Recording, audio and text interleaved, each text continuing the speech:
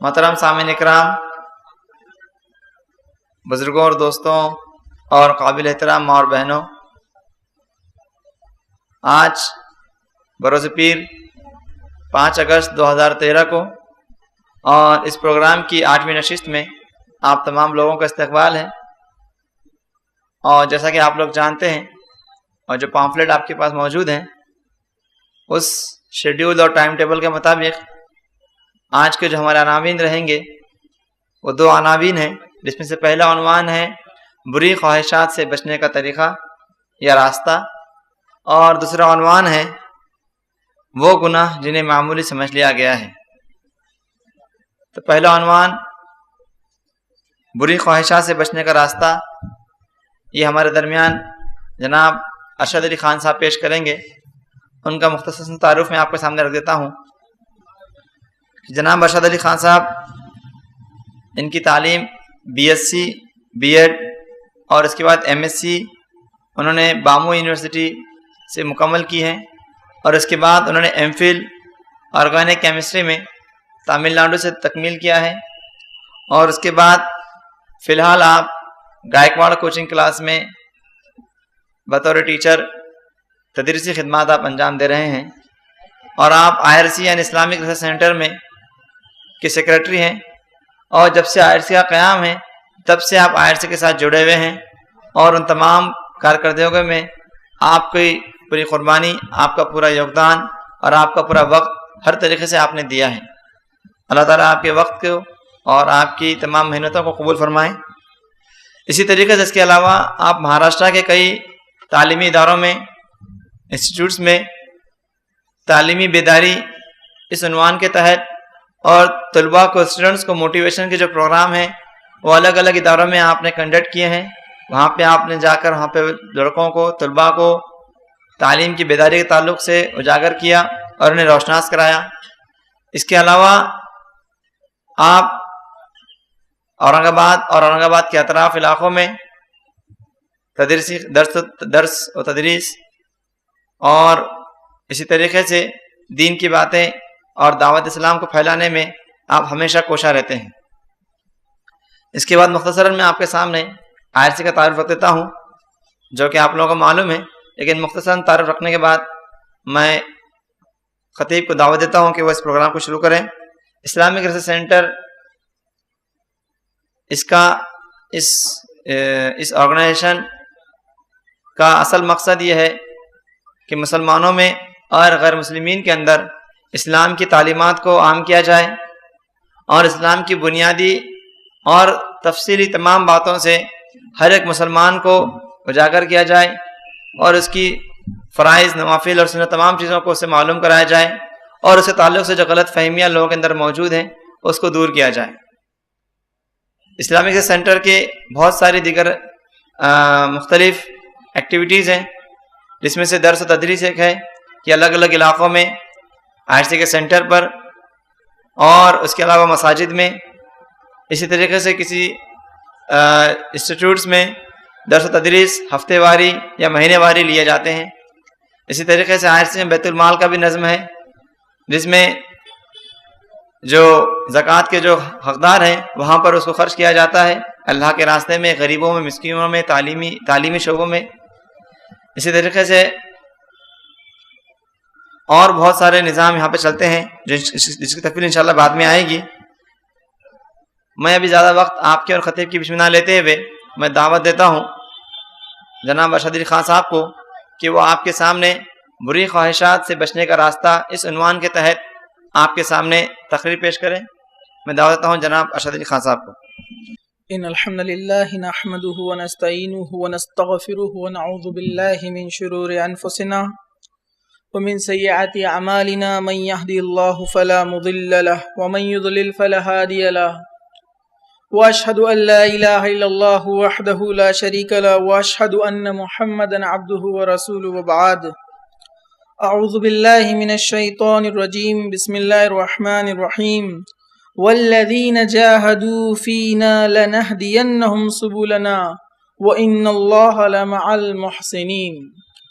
وبعد، وقال النبي صلى الله عليه وسلم: لا علمن اقواما من امتی یأتون یوم القیامت بحسنات امثال جبال تحامة بیضاء فیجعل اللہ عز وجل حبا منشورا.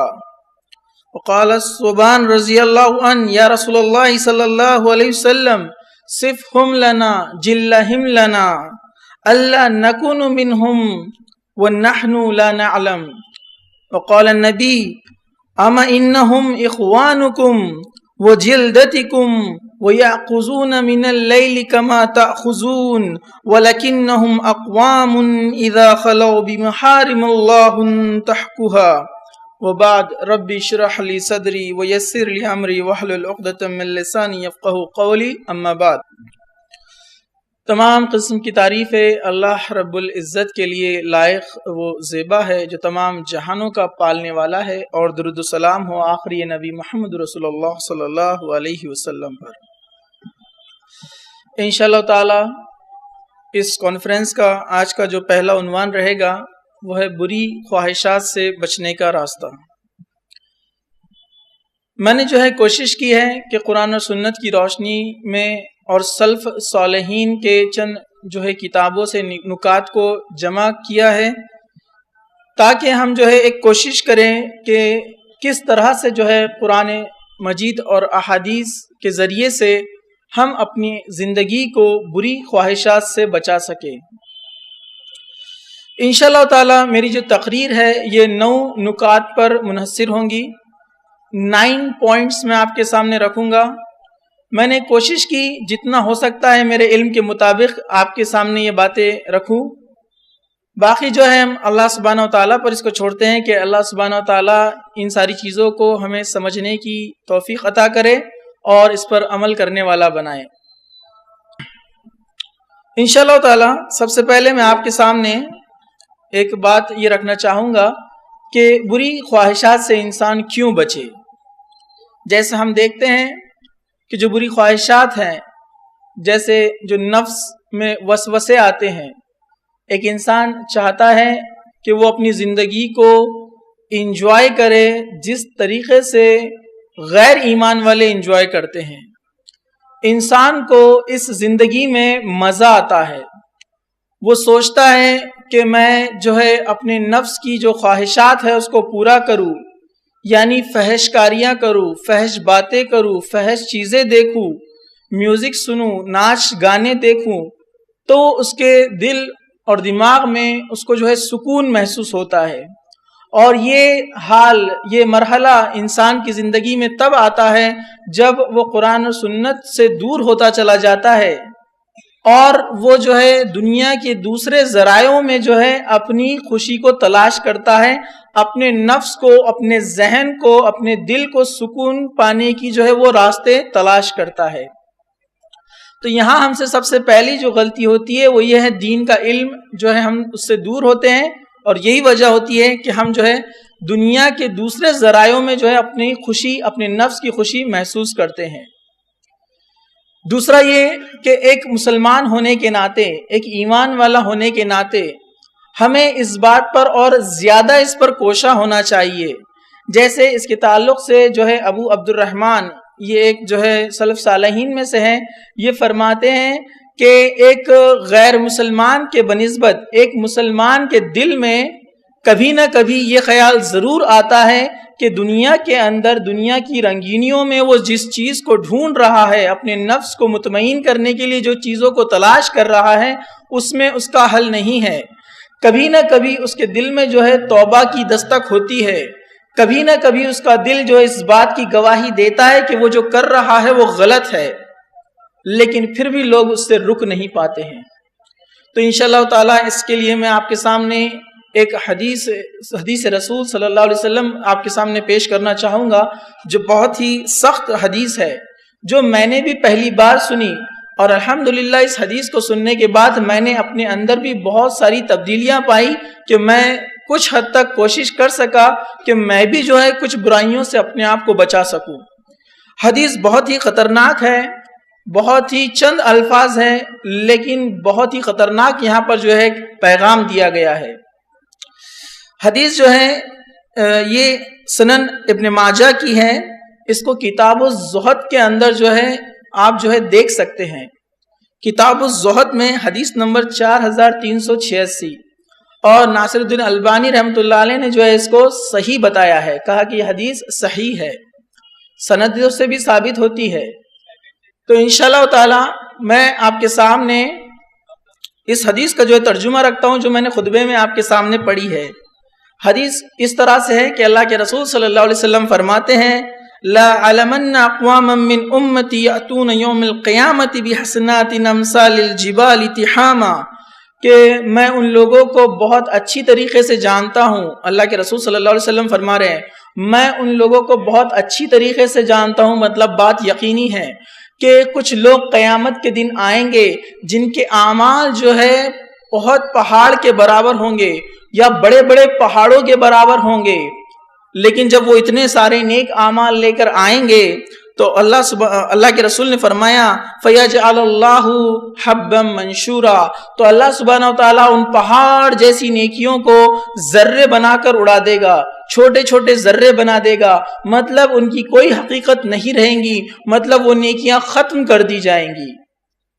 اس کے راوی حضرت صوبان رضی اللہ عنہ جو وہاں پر بیٹھے سن رہے تھے، تو آپ نے کہا بات بہت اہم ہے کہ نیک اعمال لے کر آئے لیکن سب کے سب اڑا دیے گئے، روزہ، زکوٰۃ، حج، ساری چیزیں۔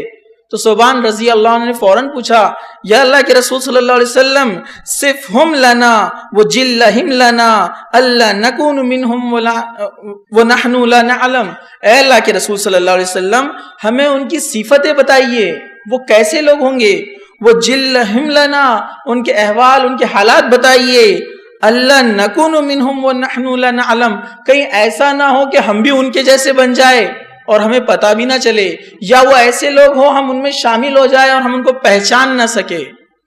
اللہ کے رسول صلی اللہ علیہ وسلم نے دیکھی کیسی بات بتائی کہ ان کو پہچاننا بھی مشکل ہے۔ اللہ کے رسول صلی اللہ علیہ وسلم نے فرمایا اما انہم اخوانکم، وہ تمہارے دینی بھائی ہوں گے، مطلب مسلمان ہوں گے، وہ تمہارے دینی بھائی ہوں گے، وَمِن جِلْدَتِكُمْ اور تمہاری جلد کے مانند ہوں گے۔ یہاں پر اس کے ذریعے جو ایک اشارہ کیا گیا ہے جلد کے مانند، مطلب بالکل تمہاری طرح دکھتے ہوں گے، تمہارے معاشرے میں رہتے ہوں گے، تمہاری سوسائٹی میں رہتے ہوں گے، تم ان کو پہچان نہیں پاؤں گے۔ وَيَأْخُذُونَ مِنَ اللَّيْلِ كَمَا تَأْخُذُونَ، صرف مسلمان نہیں ہوں گے، تمہاری سوسائٹی میں نہیں رہتے ہوں گے، بلکہ وہ راتوں کو تمہارے ساتھ قیام بھی کریں گے، مطلب تہجد بھی پڑھیں گے۔ کیا فرمایا وَيَأْخُذُونَ مِنَ اللَّيْلِ كَمَا تَأْخُذُونَ، اور راتوں میں تمہارے ساتھ نمازیں بھی پڑھیں گے۔ لیکن کیا فرمایا وَلَكِنَّهُمْ أَقْوَامٌ إِذَا خَلَوْا بِمَحَارِمِ اللَّهِ انْتَهَكُوهَا، لیکن اللہ کی حرام کردہ چیزیں جب تنہائی میں پائیں گے، اکیلے میں پائیں گے تو اس کو وہ کریں گے۔ یہ ان کی صفت ہے جس کو پہچاننا مشکل ہے۔ ہم بتا ہی نہیں سکتے کہ مطلب میرے پاس بیٹھا ہوا شخص، میرے ساتھ نماز پڑھ رہا ہوا شخص، میرے ساتھ روزے رکھنے والا شخص، میرے ساتھ حج کو جو چلتا ہے شخص، اس کا معاملہ کیا ہونے والا ہے وہ اللہ ہی جانتا ہے۔ تو لیکن اب یہ حدیث کے ذریعے پیغام اس شخص تک پہنچا دیا گیا ہے جو تنہائی میں گناہ کے کام کرتا ہے، مطلب اسے ہمیں چیک کرنے کی ضرورت نہیں ہے، وہ اس کا معاملہ ہے اور اس کے رب کا معاملہ ہے۔ دنیا کے سامنے اس کو کوئی نہیں پہچان سکتا، اس کی نیکیوں سے ہم اس کو اندازہ نہیں لگا سکتے۔ تو اللہ کے رسول صلی اللہ علیہ وسلم نے فرمایا تمہارے دینی بھائی ہوں گے، تمہارے سوسائٹی سماج میں رہنے والے ہوں گے، تمہارے جیسے ہوں گے اور راتوں کو نماز بھی پڑھتے ہوں گے، لیکن جب یہ تنہائی میں، اکیلے میں، جب کوئی حرام کردہ چیزیں ان کے سامنے آتی ہوگی تو وہ اس کو کرتے ہوں گے، یعنی اللہ سے نہیں ڈرتے ہوں گے۔ اس حدیث میں ایک پیغام دیا گیا ہے کہ ایک انسان اللہ سے بھی ڈرے اور لوگوں کے اندر مجموعے میں اور انفرادیت یعنی تنہائی میں جو ہے وہ اس وقت بھی جو ہے وہ اللہ سبحانہ وتعالیٰ سے ڈرے۔ لیکن اب یہ سوال ہوتا ہے کہ گناہ تو ہر انسان سے ہوتے ہیں، مجھ سے آپ سے سب سے گناہ ہوئے ہیں، چاہے تنہائی کی حالت میں ہو یا محفلوں کے اندر ہو، گناہ سب سے ہوتے ہیں۔ تو اللہ سبحانہ وتعالیٰ نے اس کے لیے بھی راستہ کھول رکھا ہے کہ جس سے گناہ ہو گئے اب وہ سچے دل سے توبہ کرے تو اللہ سبحانہ وتعالیٰ اس کو معاف کر سکتا ہے۔ لیکن کوئی شخص اس کا معمول ہی بنا لے، انشاءاللہ ہماری بحث اسی پہ رہیں گی، ہماری بات اسی پہ رہیں گی، جو معمول بنا لے گناہ کا تو اس کا معاملہ کیا ہے، اب وہ انسان کیا کرے۔ تو دیکھیے کچھ گناہ ایسے ہوتے ہیں جیسے شراب کا پینا، اسی طریقے سے فحش چیزوں کا دیکھنا، میوزک کا سننا، ناچ گانے کو دیکھنا، بےہودہ باتیں کرنا، گالی گلوچ کرنا، اللہ کی حرام کردہ چیزوں کو معمول بنا لینا، کرتے رہنا، ایسے لوگوں کو اس سے ڈرنا چاہیے. کیونکہ ایک انسان جس سے غلطی ہوئی اور وہ معافی مانگتا ہے، اللہ اس کو معاف کر دے گا. لیکن کوئی غلطی پہ اڑ جائے، اس کو گناہ ہی نہ سمجھے اور کرتا رہے، تو اسے اس حدیث کو لے کر جو ہے ڈرنا چاہیے، سمجھنا چاہیے کہ کہیں ایسا نہ ہو کہ قیامت کے دن تو میں پہنچ جاؤں بہت روزے، بہت نمازیں اور بہت حج لے کر، لیکن اللہ تعالیٰ اس کو جو ہے ذرے بنا کر اڑا دے. تو اس کے لیے ہمیں کوشش کرنا ہوگی انشاءاللہ تعالی. آج کا جو ہمارا درس ہوگا اسی پر ہوگا کہ ایک انسان جو کئی قسم کے گناہوں میں ملوث ہو چکا ہے، چاہے وہ محفل میں کرتا ہو یا تنہائی میں کرتا ہو، چاہے وہ گناہ فحش سے تعلق رکھتا ہو یا گناہ کوئی بھی حرام چیزیں جو اللہ سبحانہ تعالیٰ نے جس کی حرمت نازل کی ہے، وہ انسان اپنے آپ کو کیسے بچائے. انشاءاللہ تعالی میں آپ کے سامنے جو ہے 9 نکات رکھوں گا اس کے تعلق سے. دیکھیے، میں ایک بات جو آپ کو بتا دوں ان نکات کو شروع کرنے سے پہلے. دنیا کے اندر ہم دیکھتے ہیں کہ اگر ہمیں اچھا ڈاکٹر بننا ہے یا انجینئر بننا ہے تو اس کے لیے کیا چیزیں درکار ہیں، ہم اس کے لیے کوشش کرتے ہیں. آپ دیکھتے ہیں، اب میں ٹیچر ہوں، میں بہت سارے لوگوں کو جانتا ہوں، ایڑی چوٹی کا زور لگاتے ہیں بچے اپنے ایم کو پانے کے لیے، رات بھر پڑھائی کرتے ہیں، اچھی سے اچھی کوچنگ لگاتے ہیں، لاکھوں روپیہ ان کے والدین اس میں ڈالتے ہیں، اور اپنے سے تجربے کار لوگ، اپنے سے سینئرز اور بڑے لوگوں سے وہ رائے بھی لیتے ہیں کہ ہم کیا کام کریں، کیسا کریں کہ ہم اپنے مقصد تک پہنچ جائے. تو یاد رکھیے، ایک چھوٹے سے ایم کو دنیا میں پانے کے لیے انسان بہت ساری کوششیں اور مراحل سے گزرتا ہے اور بہت ہی اچھی طریقے سے اپنے راستے کو چن لیتا ہے کہ بس مجھے یہ کام کرنا ہے. تو یاد رکھیے، ایک مومن کے لیے اس کا آخری ٹھکانہ جو ہے جنت ہے. ظاہر سی بات ہے، یہ ایک ایم ہے، یہ ایک مقصد ہے، تو اس کے بھی مراحل ہے، اس کی بھی جو ہے کچھ گزارشیں ہیں، اس کے لیے بھی کچھ جو ہے شرائط ہیں، اور اس کے لیے بھی آپ کو عمل کرنا پڑے گا، کوشش کرنا پڑے گا، جدوجہد کرنا پڑیں گی، اور اہل علم سے رائے لینا ہوگی، اہل علم کا تجربہ لینا پڑے گا، اللہ کی کتاب کو پڑھنا پڑے گا، تبھی ہم اپنے مقصد کو پہنچ سکتے ہیں. ورنہ ایک ایسی عجیب بات ہے، دنیا کا ایک چھوٹا سا ایم پانے کے لیے، ڈاکٹر، انجینئر بننے کے لیے، ایک اچھا تاجر بننے کے لیے، ایک اچھا کاراگر بننے کے لیے، کوئی بھی دنیا میں ایک مقصد کو حاصل کرنے کے لیے ہم کتنی کوششیں کرتے ہیں. کیا کبھی ہم نے جنت کے لیے کوششیں کی ہیں؟ مثال کے طور پر کسی شخص کو یہ کہہ دے کہ فلاں تجارت تم کرنے جا رہے ہو، اس میں فلاں اوقات میں تم کو یہ چیزیں ضرورت پڑیں گی اور یہ تمہیں چاہیے، اگر تم نہیں کر پائے تو تمہاری تجارت فلاپ. تو انسان اس کو بڑا دھیان سے یاد رکھتا ہے، بڑا تجسس کے ساتھ اس کو جو ہے سنتا ہے کہ نقصان کہاں پر ہو سکتا ہے، نقصان جلدی سے بتاؤ مجھے. لیکن ہمیں اللہ اور اس کے رسول کی باتیں سمجھ میں نہیں آتی. فلاں جگہ تمہارے لیے گھاٹا ہے، نقصان ہے، ہم نہیں سوچتے. فلاں جگہ فلاں کام تم کرو گے تو جنت سے جو ہے تم محروم ہو جاؤ گے، ہم نہیں سوچتے. فلاں چیز کر لو گے تو سیدھے جہنم میں چلے جاؤ گے، ہم نہیں سوچتے. اور امید برابر ہے کہ ہم کو جنت ملے. اس کی مثال ایسے ہی ہے اس شخص کی جو ایک مقصد رکھتا ہے، انجینئر، ڈاکٹر، تاجر یا کوئی چیز کا، اور اس کے لیے وہ کوششیں نہیں کرتا. تو کوئی بھی عام انسان جو ان پڑھ ہے وہ بھی بولے گا یہ کوششیں نہیں کرتا، اس کا نمبر نہیں لگے گا، یہ تجارت نہیں کر پائے گا، یہ آلسی ہے، سستی ہے، اس کو تجارت کے اصول ہی نہیں معلوم ہے، یہ کیا کر پائے گا، کچھ نہیں کر پائے گا. تو بس چھوٹی سی بات ہے، آپ اس کو سمجھ لیجئے کہ کوششیں کرنا ہوگی. انشاءاللہ تعالی ہم آپ کے سامنے آج وہی نکات رکھیں گے کہ کوشش کیسی ہو. ظاہر سی بات ہے، میرا اور آپ کا اور اہل علم کا، ہمارے علماء کا، سلف صالحین کا، ہر ایک کی سوچ میں تھوڑا فرق ہوتا ہے. جو اللہ کی کتاب کو زیادہ پڑھتا ہے، زیادہ یاد کرتا ہے، اللہ تعالیٰ اس کو ایسی چیزیں ذہن میں ڈال دیتا ہے جو لوگوں کے فائدے کے لیے ہوتی ہے. تو ہم نے یہی کوشش کی کہ سلف صالحین سے ان نکات کو جمع کریں جو ہماری زندگیوں کے لیے فائدے مند ہو. انشاءاللہ تعالیٰ میں آپ کے سامنے باتیں رکھوں گا. سب سے پہلا پوائنٹ ہے اپنے نفس پر مجاہدہ کرتے ہوئے اسے سختی کے ساتھ اللہ کی ناراضگی اور اللہ کے عذاب کی یاد دہانی کرواتے رہنا. پہلا پوائنٹ، ایک انسان چاہتا ہے کہ جنت اس کا مقصد ہے، بے حیا، بری باتوں سے، حرام چیزوں سے وہ اپنے آپ کو بچانا چاہتا ہے. تو سب سے پہلی چیز ہے مجاہدہ، یعنی کوشش. جہدہ سے مجاہدہ بنائے، جہاد جس کو ہم بولتے ہیں، اس کا مطلب ہوتا ہے کوشش. جو انسان کوشش نہیں کرتا وہ کوئی چیز کو نہیں پا سکتا. ایک انسان کھانا کھانے کی بھی اگر کوشش نہ کرے تو کھانا اس کے منہ میں نہیں جائے گا. زندگی جینے کے لیے سانس ضروری ہے, آکسیجن ضروری ہے. انسان اس کو خود سے نہ لے تو وہ زندہ نہیں رہ پائے گا. مطلب دنیا کی کوئی بھی چیز یا آخرت کی کوئی چیز اس کو اگر پانا ہے تو اس کے لیے اس کو کوشش کرنا ہے. اور بہت بڑے بڑے لوگوں کے اقوال ہیں, جیسے بہت سارے لوگوں نے کہا کہ جو انسان اپنے نفس سے نہیں جیت سکتا وہ کسی سے نہیں جیت سکتا. باقی جو وہ کرتا ہے وہ دکھاوا ہے, وہ شو آف ہے. جو انسان اپنے آپ کو نہ بدل سکے وہ کسی کو نہیں بدل سکتا. ایک شخص نے اپنا تجربہ پیش کیا. اس نے کہا کہ میں نے سوچا کہ چلو دنیا کو بدل دوں, کچھ دنیا میں تبدیلی لاؤں. اور وہ کئی سال محنت کرتا رہا لیکن کوئی تبدیلی نہیں آئی. وہ سوچنے لگا کیا مسئلہ ہے, اپنے ایم کو تھوڑا کم کرتے ہیں, چلو اپنے ملک اور اپنے شہر کو بدلنے کی کوشش کرتے ہیں. اس نے کوشش کی لیکن کئی سال کوشش کرنے کے بعد اس کو کچھ نہیں ملا.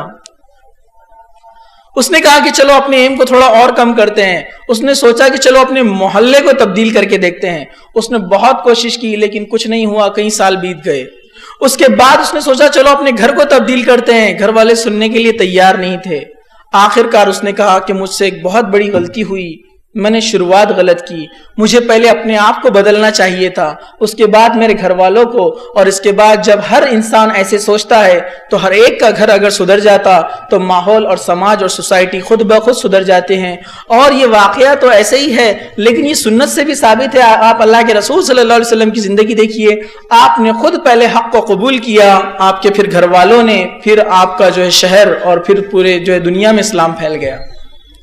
تو پہلے اپنے آپ کو سدھارنے کی ضرورت ہے, اور اس کے لیے آپ کو جو ہے جہاد یعنی نفس سے جہاد کرنا ہے. کوشش کرنا ہے کہ یہ کام غلط ہے, یہ کام حرام ہے, یہ گناہ ہے, مجھے نہیں کرنا ہے.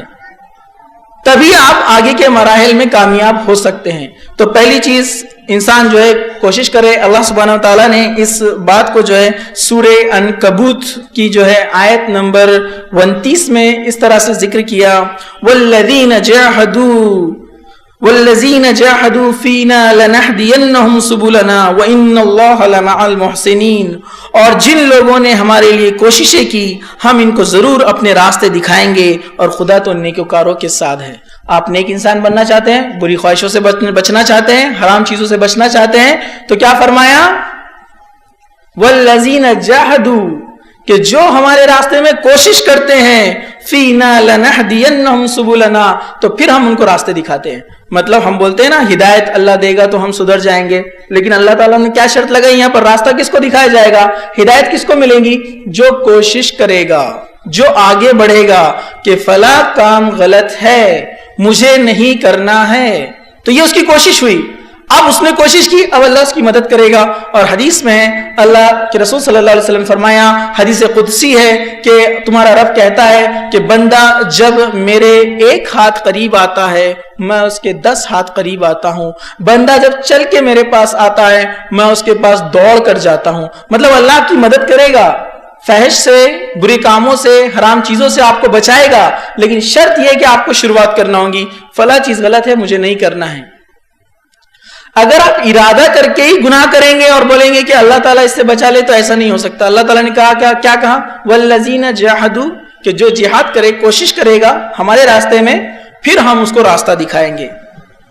اسی طرح ایک بہت اچھی حکمت والی بات جو ہے امام ابن کثیر رحمۃ اللہ علیہ نے جو تفسیر ابن کثیر میں ایک آیت کی تشریح میں کی ہے, سورہ مریم آیت نمبر 25. حضرت مریم علیہ السلام, ان کو جو ہے اللہ سبحانہ تعالیٰ نے ایک نشانی بنایا. بنا شوہر کے یعنی بنا ایک مرد کے ان کو اولاد ہوئی. یہ اللہ کی طرف سے جو نشانی تھی. جب یہ حمل سے ہوئی تو درد بہت زیادہ بڑھ گیا, تو وہ تکلیف سے پریشان ہوئی. تو اللہ سبحانہ و تعالیٰ کے ذریعے سے ایک آواز آئی اور ان تک ایک آواز پہنچی, وَحُزِّ إِلَيْكَ بِجِذْعِ النَّخْلَةِ تُسَاقِطْ عَلَيْكَ رُطْبًا جَنِيًّا, سورہ مریم آیت نمبر 25. اور اس کھجور کے تنے کو اپنی طرف ہلا. جب وہ بہت زیادہ پریشان ہو گئی, درد بہت بڑھ گیا, تو اللہ تعالیٰ نے کیا کہا, کہلوایا فرشتے کے ذریعے کہ جو ہے اس درخت کو تو ہلا. تُسَاقِطْ عَلَيْكَ رُطْبًا جَنِيًّا, تو یہ تیرے سامنے ترو تازہ پکی کھجوریں گرا دے گا. تو انہوں نے وہ کھجوریں اٹھائی اور کھا لی, ان کو اطمینان محسوس ہوا. تفسیر میں آتا ہے تو یہاں پر امام ابن کثیر رحمۃ اللہ علیہ نے لکھا کہ اللہ تعالیٰ چاہتا تو کھجوروں کو حکم دیتا وہ خود گر جاتی، تو مریم علیہ السلام سے کیوں کہا کہ درخت کو ہلا تو کھجوریں گریں گی؟ مطلب امام ابن کثیر رحمۃ اللہ علیہ فرماتے ہیں اللہ سبحانہ و تعالیٰ یہاں پر انسانیت کو تعلیم دے رہا ہے کہ کوشش کرو جتنی تمہارے اندر طاقت ہے، بعد میں اللہ مدد کرے گا، کیونکہ حضرت مریم میں اتنی استطاعت تھی کہ وہ درخت کو ہلا سکتی تھی، وہ چڑھ کر اوپر سے نہیں نکال سکتی تھی، تو انہوں نے ان کے مطابق کوشش کی، اللہ نے مدد کی۔ تو بہت پیاری بات انہوں نے بتائی یہاں پر کہ ایک انسان کوشش کرے، تھوڑی سی کیوں نہیں ہوتی ہے، اس کی طاقت جتنی اتنی کوشش کرے، اور وہ اتنی کوشش کرے گا انشاءاللہ تعالی اللہ سبحانہ و تعالی جو ہے اس کو اس کے مطابق جو ہے فیصلہ کرے گا، اس کی مدد کرے گا اور اس کو ان گناہوں سے بچائے گا۔ چلیے آگے چلتے ہیں۔ دوسرا پوائنٹ، پہلا ہے کوشش۔ کوئی بھی کام غلط دکھا آپ کو، شریعت بولتی حرام ہے، ناچ گانا فحش، گندی چیزیں، گندی فوٹویں، گندی چیزیں، ساری چیزیں آپ کے سامنے آ گئی، فوراً اعوذ باللہ من الشیطان الرجیم اس کو دور کر دیجئے، تو آپ اس سے بچ جائیں گے۔ ایک بہت اچھا ایک قول ہے، میں آپ کے سامنے رکھ دیتا ہوں۔ ابراہیم الخواص، امام رازی رحمۃ اللہ علیہ نے ان کا ایک قول نقل کیا، وہ فرماتے ہیں کہ ابراہیم الخواص نے ایک بہت حکمت بری بات بتائی اپنے تجربے سے کہ ایک انسان کے ذہن میں گناہ کا جب کوئی لذت آتی ہے، کوئی شائبہ کی شکل میں اس کے ذہن میں آتا ہے، فلاں کام کر لے، اس کو بہت خوب سجا کے جو ہے شیطان اس کے سامنے رکھتا ہے اس گناہ کو، تو وہ اگر اس گناہ سے کراہیت محسوس کر لے، کراہیت کہ یہ کام نہیں کرنا ہے، تو وہ کہتے ہیں کہ پھر وہ گناہ سے بچ جائے گا۔ لیکن اگر اس نے گناہ سے یعنی اللہ سبحانہ و تعالیٰ کی حرام کردہ چیز سے کراہیت محسوس نہیں کی، اس سے کراہیت محسوس نہیں کی، اس کو دور کر دیا، اس کو مان لیا، تو کیا ہوگا؟ پھر وہ گناہ، وہ جو شائبہ تھا، وہ جو اس کو مزہ آیا تھا گناہ کا، وہ اب مخالف بن کے اس کے سامنے آ کر کھڑا ہو جائے گا۔ مطلب اب گناہ کی انٹینسٹی بڑھ رہی ہے، اس کی شدت بڑھ رہی ہے، اور اس آدمی کا نفس اب کمزور ہو رہا ہے۔ ابراہیم الخواص فرماتے ہیں اس نے اگر کراہیت نہیں کیا تو وہ مخالف بن کر کھڑا ہو جائے گا۔ اب وہ مخالف جو ہے، اس مخالف کو اس انسان کے نفس نے عملی طور پر اور علمی طور پر یعنی کتاب اللہ سے اور اپنے عمل سے اگر دور نہیں کیا تو یہ مخالف اب اس کی خواہش بن کر آئے گا، وسوسہ بن کر آئے گا، اور یہ شخص اگر اس وسوسے کو اللہ کے ڈر سے دور کر دے تو وہ بچ جائے گا گناہ سے۔ لیکن اگر اس نے اس وسوسے کو نہیں روک پایا تو اب یہ وسوسہ بری خواہشات بن کر ابل پڑیں گی۔ اب وہ انسان کے سامنے اچھی سوسائٹی، اللہ کا حکم، رسول کی تعلیم، اچھے لوگوں کی صحبت، کوئی چیز اثر نہیں کریں گی اور وہ گناہ کرے گا۔ بہت اچھی بات بتائی انہوں نے۔ پہلے انسان کے ذہن میں گناہ کا تھوڑا سا خیال آتا ہے تو کیا فرماتے ہیں؟ فوراً کراہیت محسوس کرو اور اس کو ہٹا دو، نہیں یہ نہیں کرنا ہے، کیونکہ کبھی کبھی ہوتا ہے اتنا کر لیے تو کیا ہوتا، اتنا کر لیے تو کیا ہوتا، انسان شیطان ذہن میں ڈالتا ہے تو اس کو فوراً کٹ کر دے تو بولا گناہ سے بچنے کا سب سے آسان طریقہ، نہیں کیا تو مخالف بن کر آئے گا، نفس پر بھاری پڑے گا، وسوسہ بن جائے گا، اور پھر انسان کو اللہ کی کتاب کی تعلیمات، رسول کی باتیں، لوگوں کی جو ہے سمجھانا اور اسلامی ماحول آس پاس میں رہنا کوئی کام نہیں آنے والا۔ وہ ان سب میں رہ کر بھی، مسجد میں رہ کر بھی گناہ کرے گا اگر اس نے پہلے ہی گناہ کو اپنے سے دور نہیں کیا تو۔ یہ احتیاطی تدابیر جو انہوں نے بتائی بہت بہترین ان کی جو ہے حکمت بری بات تھی ہے۔ چلیے دوسرا پوائنٹ، دوسرا ہے کہ اللہ کا عذاب، اللہ کے عذاب سے ڈرنا۔ اور ہم سب جانتے ہیں اللہ کا عذاب جو ہے برحق ہے، جو کافروں کو دیا جانے والا ہے۔ جو اللہ سبحانہ و تعالیٰ سے ڈرتا ہے اور جیسا اس کا ڈرنے کا حق ہے وہ اپنے اندر لاتا ہے تو ایسے شخص کے لیے گناہ کرنا مشکل ہے اور نیکیاں کرنا آسان ہے۔ اللہ سبحانہ و تعالیٰ نے سورہ ال عمران آیت نمبر 102 میں فرمایا، یا ایھا الذین آمنوا اتقوا اللہ حق تقاتہ ولا تموتن الا وانتم مسلمون، کہ اے وہ لوگوں جو ایمان لائے ہو اللہ کا ڈر اپنے اندر اختیار کرو، اور کیسے ڈرو؟ جیسے اس سے ڈرنے کا حق ہے۔ اب اللہ سے ڈرنے کا حق کیسے ہے؟ جیسے مثال کے طور پر آپ کے والد سے بھی ڈرتے ہیں، لیکن والد سے کیسے ڈرتے ہیں؟ ہم جب تک گھر میں ہیں، والد نہیں ہے تو ڈر چلا جاتا ہے، یا ایک لمٹ میں ہم ڈرتے ہیں والد سے۔ آپ جو ہے ٹیچر سے ڈرتے ہیں جب تک آپ کیمپس میں ہیں، اسکول میں ہیں، کالج میں ہیں، آپ تب تک ڈرتے ہیں، اس کے بعد ٹیچر سے بچے نہیں ڈرتے ہیں۔ اسی طرح آپ دیکھیں گے ایک انسان پولیس سے، محکمے سے ڈرتا ہے جہاں تک ان کی نظر پہنچتی ہے وہاں تک، لیکن جہاں پر وہ نہ ہو تو انسان وہاں پر نہیں ڈرتا ہے. تو اب اللہ کا حق کیا ہے؟ اللہ کا حق یہ ہے کہ اللہ سبحانہ و تعالیٰ آپ کے والد، آپ کے ٹیچر، آپ کے پرنسپل، آپ کے محکمے، آپ کے ملک کے سردار، ان سب سے زیادہ اس کی صلاحیتیں ہیں، اس کی بینائی، اس کی جو ہے سماعت، اس کی سننے کی صلاحیت، اس کی دیکھنے کی صلاحیت لامحدود ہے. وہ ہر جگہ دیکھ رہا ہے. تو اس کا حق یہ ہے کہ انسان ہر جگہ اللہ سے ڈرے. یہ ہے اس کے حق کے مطابق اس سے ڈرنا. اور واقعی میں انسان اس چھوٹی سی آیت کو بھی سمجھ لے تو اس کے لیے مشکل ہو جائے گا جو ہے گناہوں کو کرنا، اور آسان ہو جائے گا نیکیوں کو کرنا. تو یہ بہت اہم چیز تھی. ایک جو ہے دیکھیے اللہ کے عذاب سے ڈر، صحابہ کی بہت پیاری مثالیں ملتی ہیں یہاں پر، صحابیات کی بھی. حضرت اکرمہ رضی اللہ عنہ ابو جہل کے بیٹے ہیں، لیکن اب ہم ان کو رضی اللہ عنہ کہتے ہیں. یہ پہلے کفر پہ تھے، صرف کفر پہ نہیں تھے بلکہ مسلمانوں کے خلاف تھے بڑی سختی کے ساتھ.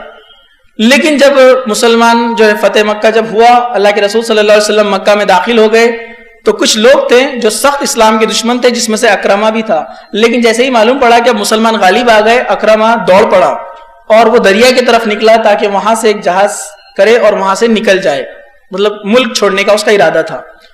لیکن اس کی جو بیوی تھی وہ دل میں اسلام لا چکی تھی، اسلام کی تعلیمات سے کافی متاثر تھی. وہ اللہ کے رسول صلی اللہ علیہ وسلم کے پاس پہنچتی ہے اور کہتی ہے اللہ کے رسول صلی اللہ علیہ وسلم اگر آپ اکرمہ کو امان دے دے، امان مطلب آپ اس کو معاف کر دے، تو کیا میں اس کو یہاں پر لا سکتی ہوں؟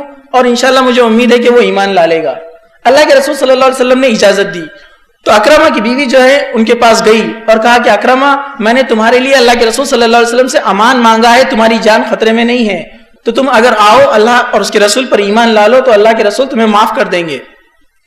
تو اکرمہ نے کہا کہ واقعی میں سچ بولتی ہوں؟ انہوں نے کہا ہاں سچ بولتی ہوں. پھر اب وہ وہاں سے نکلے تو اکرمہ نے اپنی بیوی کا ہاتھ پکڑا. دیکھیے وہ صحابیات کیسی تھی، کیسے ایمان والے، ابھی نئے نئے اسلام میں داخل ہوئے لیکن ان کا تقویٰ دیکھیے. اکرمہ کی بیوی نے زور سے جھٹکا دیا اور اپنا ہاتھ چھڑوا دیا اور کہا کہ اکرمہ تم ابھی مسلمان نہیں ہو، تم کفر پر ہو. حالانکہ بیوی تھی پہلے سے نکاح میں کفر کی حالت میں، لیکن حکم آ چکا تھا کہ ایک مومن کے جو ہے نکاح میں ایک کافرہ نہیں رہ سکتی اور ایک مومنہ کے نکاح میں ایک کافر نہیں رہ سکتا. تو جیسے ہی حضرت اکرمہ کی بیوی نے اسلام قبول کیا تھا، نکاح ختم ہو چکا تھا، تو کیا فرمایا اکرمہ سے؟ تم ابھی چھو نہیں سکتے ہو مجھے، تم ابھی جو ہے میرے جو ہے شوہر نہیں ہو. تو آپ دیکھیں گے یہاں پر چھوٹے سے واقعے کے اندر کہ ابو جہل کی بہو ایمان لاتی ہے، اللہ کا ڈر اس کے اندر کتنا ہے کہ کوئی دیکھنے والا نہیں ہے. اور زمانے جاہلیت میں اکرمہ اس کا شوہر بھی تھا، لیکن اللہ کا ڈر، کہا کہ اللہ دیکھنے والا ہے. کون دیکھ رہا تھا اس دریا کے کنارے؟ کوئی نہیں دیکھ رہا تھا، کوئی نہیں پہچانتا تھا. لیکن دیکھیے یہ اللہ سے ڈرنے والے لوگ ایسے تھے، اسی لیے اللہ سبحانہ و تعالیٰ نے ان کے آگے جو ہے رضی اللہ عنہ جو لگایا کہ اللہ ان سے راضی ہوا کہ یہ تنہائی میں بھی، محفل میں بھی اور دنیا کے کسی بھی خطے میں ہو، یہ اللہ سے ڈرنے والے لوگ تھے. تو یہ بہت اہم ہے کہ اللہ کا ڈر ایک انسان اپنے اندر لائے اور اللہ کے عذاب کو سمجھے. دیکھیے فرعون، اللہ تعالیٰ نے اس کو بہت طاقت اور قوت دی تھی، بہت زیادہ مرتبے والا تھا، بہت اس کو نعمتیں عطا کی تھی، لیکن ایک ہی جھٹکے میں اللہ سبحانہ و تعالیٰ نے اس کو ختم کر دیا. اللہ سبحانہ و تعالیٰ نے کیا فرمایا سورہ نازیات کے اندر آیت نمبر 25 فَأَخَذَهُ اللَّهُ نَكَالَ الْآخِرَةِ وَالْأُولَى إِنَّ فِي ذَلِكَ لَعِبْرَةً لِمَن يَخْشَىٰ. تو اللہ نے اسے دنیا اور آخرت کے عذاب میں پکڑ لیا، بے شک اس واقعے میں ڈرنے والوں کے لیے عبرت ہے. بہت اہم چیز ہے یہاں پر. اللہ سبحانہ و تعالیٰ کہا کہ فرعون کو غرق کر دیا گیا، لیکن اہم بات کون سی ہے؟ وہ دوسری آیت میں ہے کہ اللہ سے ڈرنے والوں کے لیے اس میں عبرت ہے، اور جو اللہ سے نہیں ڈرتے ان کے لیے صرف یہ واقعات ہے، سٹوریز ہے. تو اللہ کا ڈر اگر جس کے اندر ہوگا وہی قرآن سے نصیحت حاصل کرے گا. تو یہ دوسرا ہمارا نقطہ ہے، بہت اہم ہے کہ اپنے نفس سے مجاہدے کے بعد اللہ کا ڈر اپنے اندر ہم ڈالے تو انشاءاللہ تعالی ہم تمام بے حیائیوں اور برائیوں سے اپنے آپ کو بچا سکتے ہیں. چلیے ہم آگے چلتے ہیں. تیسرا پوائنٹ، اللہ سبحانہ و تعالیٰ کی ذات اور صفات، وہ معرفت جو اللہ تبارک و تعالیٰ نے قرآن اور حدیث میں بتائی ہے، اس کا علم رکھنا. یہ بھی بہت اہم چیز ہے کہ ہم اپنے بچوں کو بچپن ہی سے اللہ سبحانہ و تعالیٰ کی صفات سے آشنا کرائے، ان کو اللہ سبحانہ و تعالیٰ کی ذات اور صفات کے بارے میں علم دے کہ اللہ سبحانہ و تعالیٰ کون ہے۔ جیسے اللہ کا ڈر، میں نے آپ کے سامنے ایک بات کہی، دیکھیے اس کو خشیت کہتے ہیں، ایک ہوتا ہے خشیت اور ایک ہوتا ہے خوف، یہ دو لفظ استعمال کیے جاتے ہیں، لیکن صفتوں کا علم نہیں ہونے سے ہم میں وہ ڈر پیدا نہیں ہوتا ہے جو ایک مسلمان میں اور ایک ایمان میں مطلوب ہے، اس میں ہونا چاہیے۔ جیسے علماء نے جو ہے اس کی تفسیر اس طرح سے کی کہ خوف اور خشیت دو الگ لفظ ہے، لیکن ان کو کبھی کبھار ایک ساتھ استعمال کیا جاتا ہے، خوف کے لفظ کو خشیت کی جگہ پر استعمال کرتے ہیں۔ وہ فرماتے ہیں اکثر لوگ، جیسے بہت سارے علماء کے اس پہ جو قول ہے کہ انہوں نے کہا کہ خوف وہ ہوتا ہے کہ انسان کسی چیز سے ڈر کر بھاگتا ہے، اور خشیت وہ ہے کہ انسان جس سے ڈر رہا ہے اس ڈر سے بچنے کے لیے تدابیر کو اختیار کرتا ہے۔ جیسے مثال کے طور پر آپ کسی گھر میں رہتے ہیں، وہاں پر بیمار ہو گئے تو انسان سوچتا ہے یہ گھر میں تھا، میں بیمار ہو گیا اس لیے چلو گھر کو چھوڑ دیتے ہیں، تو یہ خوف ہے، جگہ کا خوف۔ لیکن خشیت کس کو کہتے ہیں کہ انسان یہ معلوم کرے کہ بیماری کس وجہ سے ہوئی ہے اور اس کو کیسے دور کیا جا سکتا ہے۔ تو ویسے ہی ہم کو اللہ سبحانہ تعالیٰ کا خوف نہیں، خشیت پیدا کرنا ہے، اور اللہ سبحانہ تعالیٰ کی خشیت پیدا کرنے سے مراد یہ ہے کہ اللہ سبحانہ تعالیٰ سے ہم ایسے ڈرے کہ اللہ سبحانہ تعالیٰ نے فلاں چیز کرنے سے منع کیا ہے، اس لیے اس سے رکنا ہے، یہ اللہ کی خشیت ہے۔ اور اس اللہ تعالیٰ نے جس حرام کام سے ہم کو منع کیا ہے اس سے اپنے آپ کو اگر ہم بچا لیں گے، یہ اس کی تدبیر ہے، یہ تدابیر میں سے ہے۔ اور جب انسان ایک حرام کام سے اپنے آپ کو بچاتا ہے، مطلب وہ اللہ تعالیٰ کی خشیت رکھتا ہے کہ اگر میں اس سے رک جاؤں تو اللہ تعالیٰ مجھے جہنم میں نہیں ڈالے گا، اگر میں اس سے اپنے آپ کو بچا لوں تو اللہ سبحانہ تعالیٰ مجھے آگ کا عذاب نہیں دے گا۔ یہ ہے خشیت۔ تو ایک انسان اپنے اندر جو ہے خشیت کو پیدا کرے۔ اسی طرح اللہ تعالیٰ کی تمام صفتوں کو پڑھیں اور جانیں کہ اللہ تعالیٰ ہر جگہ سے ہم کو دیکھتا ہے، چاہے ہم تنہائی میں گناہ کریں یا محفل میں کریں۔ اللہ سبحانہ تعالیٰ کی جو سننے کی صفات ہے، جو سماعت ہے، وہ لامحدود ہے، وہ ہر چیز کو سننے والا ہے۔ اللہ سبحانہ تعالیٰ کے علم میں سے کوئی چیز نہیں چھپتی، یہاں تک کہ قرآن مجید نے کہا کہ تمہارے دلوں میں جو خیالات آتے ہیں اللہ سبحانہ تعالیٰ اس کو بھی جانتا ہے۔ صحابہ ڈر گئے، کہا کہ اللہ سبحانہ تعالیٰ ہمارے دلوں کے خیالات کو بھی جانتا ہے۔ اللہ کے رسول صلی اللہ علیہ وسلم، مطلب وہ اس لیے ڈر رہے تھے کہیں اس کی تو پکڑ نہیں ہوں گی، تو اللہ کے رسول صلی اللہ علیہ وسلم نے کہا کہ دل میں جو خیالات آتے ہیں اس پر پکڑ نہیں ہے جب تک کہ انسان اس برے کام کو، اس جو برا خیال جو آیا اس پر عمل نہ کرے۔ تو یہ اللہ کا رحم ہے، لیکن اللہ تعالیٰ جانتا ہے۔ تو اللہ سبحانہ تعالیٰ کی صفات کو جانے، اس کو پڑھے، انشاءاللہ تعالیٰ یہ جو ہے تیسری چیز ہوگی جو ہمیں مدد کریں گی گناہوں سے، برائیوں سے بچنے کے لیے۔ چوتھی چیز جس کو سب سے زیادہ نظر انداز کیا جاتا ہے، یہ ہم اپنی زبان میں کہیں گے جس کو سب سے زیادہ ایزی لیا جاتا ہے، وہ ہے ذکر الہی، اللہ کا ذکر۔ یہ نوجوانوں میں اکثر ہم دیکھتے ہیں بہت کم ہوتا ہے، ضعیف حضرات تو بھی ہم دیکھتے ہیں مساجد میں گھر میں بیٹھے بیٹھے کھڑے کھڑے یہ جو ہے ذکر کرتے ہیں اللہ سبحانہ و تعالیٰ کا۔ ہم لوگ ذکر سے بہت دور ہوتے جاتے ہیں۔ آپ دیکھیے ہماری مصروفیات، ہمارے کام کاج، یہ ساری چیزیں ہم کو اس ذکر سے دور رکھتی ہے، لیکن ہمیں ایسا نہیں کرنا چاہیے۔ یہ بہت اہم چیز ہے، کیونکہ معاذ بن جبل رضی اللہ عنہ، جب اللہ کے رسول صلی اللہ علیہ وسلم نے آپ کو حکم دیا کہ یمن کی طرف جائیے اور لوگوں کو اسلام کی دعوت دیجئے، جب وہ اسلام قبول کر لے تو ان کو نماز کا حکم دیجئے، اور اس کے بعد آپ نے چند احکامات بتائے۔ معاذ بن جبل رضی اللہ عنہ نے کہا، یا اللہ کے رسول صلی اللہ علیہ وسلم ہمیں کچھ خاص نصیحت کیجئے، کچھ خاص بات بتائیے۔ تو اللہ کے رسول صلی اللہ علیہ وسلم نے فرمایا، بِالتَّقْوَى اللَّهِ، اللہ کا ڈر اپنے اندر لا لو، وَاذْكُرُوا اللَّهَ عِنْدَ كُلِّ حَجْرٍ وَشَجَرٍ وَمَا عَمِلَتْ مِن سَوَاءٍ فَحْدَثْ لَهُ تَوْبَةً۔ آپ نے فرمایا کہ اللہ کا ڈر تم اپنے دل میں لاؤ اپنی استطاعت کے مطابق، اور ہر پتھر اور ہر شجر کے پاس اللہ کا ذکر کرو۔ اس سے مراد کیا ہے؟ راستے میں بہت سارے پتھر آتے ہیں، بہت سارے پیڑ پودے آتے ہیں، تو ہر جگہ انسان ذکر کرے گا۔ یہ اشارہ ہے کہ جس طرح جتنے پتھر اور پیڑوں کے پاس سے تمہارا گزر ہوتا ہے، اتنا کثرت سے تم اللہ کو یاد کرو۔ اور اس میں دو چیزیں ہیں، ایک انسان جب اللہ کا ذکر کرتا ہے تو شیطان اس سے دور ہوتا ہے۔ امام ابن تیمیہ رحمۃ اللہ علیہ نے جو جنوں کے اوپر ایک کتاب لکھی ہے 5 جلدوں پر مشتمل، بہت تفصیلاً انہوں نے جنوں کے تعلق سے اس میں لکھا ہے. اس میں سے ایک چیز وہ یہ بھی فرماتے ہیں جو شخص اللہ کا ذکر کثرت سے کرتا ہے شیطان اس کے پاس نہیں آتا ہے.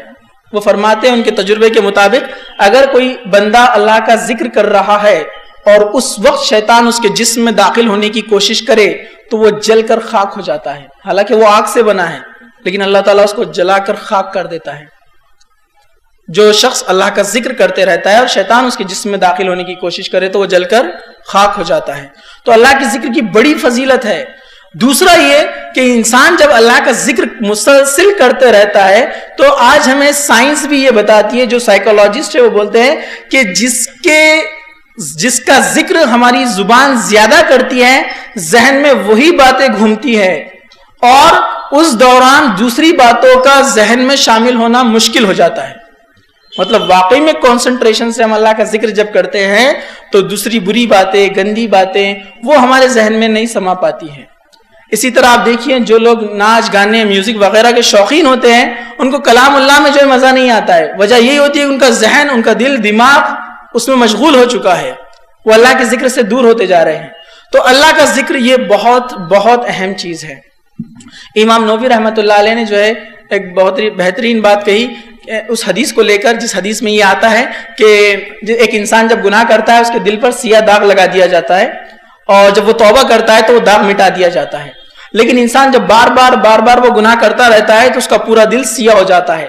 پھر اب اس کے بعد اس کو ہدایت اثر نہیں کرتی، اللہ کا کلام اثر نہیں کرتا، اس پر مہر لگا دی جاتی ہے اور وہ گمراہوں میں شامل ہو جاتا ہے. اسی طرح فرماتے ہیں کہ انسان نیک کام کرتا ہے تو اس کے دل پر ایک روشنائی لگا دی جاتی ہے اور وہ نیک کام کرتا جاتا ہے، اس کا دل منور ہو جاتا ہے اور اللہ تعالیٰ اس کو بری چیزوں سے دور رکھنا شروع کر دیتا ہے. اب برائیاں اس کی طرف نہیں پھٹکتی ہیں. تو یہاں پر وہ فرماتے ہیں کہ انسان کا دل جب سیاہ ہو جاتا ہے، وہ ہدایت کو قبول نہیں کر پاتا ہے، تو اس کی وجہ کیا ہے؟ اللہ کا کلام اس پر اثر نہیں کرتا ہے. انہوں نے کہا کہ اس کی مثال ایسی ہے کہ ایک انسان کوڑے کرکٹ کے پاس رہتا ہے، کچرے کے پاس رہتا ہے، ڈھیر کے پاس، وہاں بدبو آتی ہے اور اس کا دوست جب اس سے ملنے کے لیے جاتا ہے تو کہتا ہے کیا بدبو آتی ہے یہاں پر، تم کیسے رہتے ہو؟ تو وہ کہتا ہے یہ ہمارے ناک کے کیڑے مر گئے، ہم کو عادت ہو گئی اس کی. کیوں؟ کیونکہ بار بار وہیں رہنے سے اس کا اثر ختم ہو چکا ہے، اس کے ناک کو اس کی عادت ہو چکی ہے. تو ویسے انسان گناہ بار جب کرتا جاتا ہے تو اب اس کو جو ہے بھلائی سمجھ میں ہی نہیں آتی ہے اور ہدایت اثر نہیں کرتی ہے. تو یہ بہت اہم چیز ہے کہ اس بات کو ہم سمجھیں کہ بار اللہ کا ذکر کرے، بار اللہ کی تعریف کرے، اللہ تعالیٰ کی صفات کو سمجھے تو انسان پھر برائیوں کو اس کے دل میں جانے کے لیے جگہ باقی نہیں رہیں گی. چلیے آگے چلتے ہیں. 5واں پوائنٹ، گناہوں سے فوراً منہ موڑ لینا. یہ بہت اہم چیز ہے جو اس کا ایک حصہ جیسے میں نے ابراہیم الخواص کے اس حکمت برے قول میں بیان کیا تھا کہ ابراہیم الخواص نے کیا کہا تھا کہ انسان کے دل میں جب کوئی شائبہ آئے، کوئی گناہ کی لذت آئے، کوئی گناہ اچھا نظر آنے لگے، اور واقعی میں دیکھیے آپ گناہ اچھے لگتے ہیں. آپ نے جنت کے بیان میں اور جہنم کے بیان میں دونوں میں اس حدیث کو سنا کہ اللہ تعالیٰ نے جب جنت کو بنایا تو جبرائیل علیہ السلام سے کہا کہ جاؤ دیکھ کر آؤ. کہا اللہ سبحانہ وتعالیٰ بہت بہترین جگہ ہے، ہر انسان اس میں جائے گا. اللہ سبحانہ تعالیٰ نے کہا کہ ٹھیک ہے اب دوبارہ جا کر جنت میں آؤ، کیونکہ اب دوسری بار کیا کیا اللہ سبحانہ تعالیٰ نے؟ خواہشات سے اور رنگینیوں سے جنت کو گھیر لیا. جبرائیل علیہ السلام آئے، واپس جا کر آئے اور کہا کہ اللہ سبحانہ تعالیٰ مجھے تو ڈر لگتا ہے کہ کوئی بھی اس میں نہیں جائے گا. مطلب دنیا میں اللہ تعالیٰ نے جو چیزیں پیدا کی ہیں اس میں اٹریکشن، اس میں جو ہے لذت اتنی زیادہ ہے کہ انسان نے اگر فوراً اس سے منہ نہیں موڑا تو وہ اس فتنے میں ملوث ہو جائے گا، اس میں چلا جائے گا. تو یہ بہت اہم چیز ہے کہ انسان اپنے آپ کو اس سے بچائے. اسی طرح ایک حدیث آتی ہے، اللہ کے رسول صلی اللہ علیہ وسلم نے فرمایا کہ صراط مستقیم کی مثال آپ نے دی کہ ایک راستہ ہے اور اس کے دائیں اور بائیں 2 دیواریں ہیں، ان دیواروں میں دروازے بنے ہوئے ہیں اور ان دروازوں پر پردے لگے ہوئے ہیں، اور اس راستے کے سامنے کی جانب ایک شخص بیٹھا ہوا ہے اور اوپر کی جانب ایک شخص بیٹھا ہوا ہے. راستے کے سامنے کی جانب جو شخص بیٹھا ہوا ہے وہ انسان کو آواز لگاتا ہے کہ اس طرف آؤ، اور کہا کہ وہ قرآن ہے، وہ کہتا ہے کہ ادھر آؤ، میری طرف آؤ، وہ ہدایت کی طرف بلاتا ہے. اور وہ انسان جب اس راستے پہ چلتا ہے تو وہ کوشش کرتا ہے کہ ان پردوں کو ہٹا کر ان دروازوں میں جھانکے. تو اس شخص کے اوپر جو شخص بیٹھا ہوا ہے وہ انسان کا دل ہے جو اس کو کہتا ہے کہ اس پردے کو مت ہٹانا، یہ اللہ کی حرمتیں ہیں، اللہ کی حرام کردہ چیزیں، اور اگر تو نے اس کو ہٹایا تو اس میں داخل ہو جائے گا. مطلب اللہ تعالیٰ نے جو حرام چیزیں دنیا کے اندر رکھی ہے، جو حرام کردہ چیزیں ہیں، اس میں اتنی لذت، اس میں اتنی میٹھاس اور اتنی رنگینی ہے کہ انسان اگر اس طرف چلا جائے تو بس چلا جاتا ہے. تو یہ 5واں پوائنٹ بہت اہم ہے. کوئی شخص یہ چاہتا ہے کہ وہ اللہ کی حرام کردہ چیزوں سے بچے، فحش اور برائی اور گندگی سے بچے، تو اس کو فوراً جیسے نظر آ جائے کہ غلط کام ہے فوراً منہ موڑ لے، وہاں سے چلا جائے، مطلب اس طرف اپنا دھیان ہٹا لے. تو انشاءاللہ تعالیٰ وہ بہت اچھے طریقے سے اس سے وہ لڑ پائے گا اس گناہ سے اور اپنے آپ کو بچا پائے گا. دیکھیے اس لیے اللہ سبحانہ تعالیٰ نے جو اشارات بھی دیے قرآن مجید میں بہت ہی حکمت بھرے ہیں. آپ ذرا غور سے دیکھیے سورہ انعام آیت نمبر 151، اللہ سبحانہ تعالیٰ فرماتا ہے وَلَا تَقْرَبُوا الْفَوَاحِشَ مَا ظَهَرَ مِنْهَا وَمَا بَطَنَ ذَلِكَ وَصَّاكُمْ بِهِ لَعَلَّكُمْ تَعْقِلُونَ. اور بے حیائی والے کاموں کے قریب بھی نہ جاؤ. اللہ تعالیٰ نے یہاں پر یہ نہیں کہا کہ بے حیائی کے کام مت کرو، کیونکہ اللہ کو معلوم ہے جو بے حیائی کے کام کی طرف جائے گا وہ کر بیٹھے گا، کیونکہ وہ چیز ایسی بنی ہے.